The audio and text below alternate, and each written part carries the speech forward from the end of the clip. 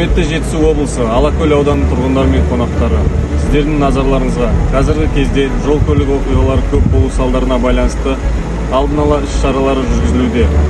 Сіздерден сұрайтынымыз, жолға шыққан кезде жылдамдықты асырмай, жол ережелерін қатаң сақтаңыздар.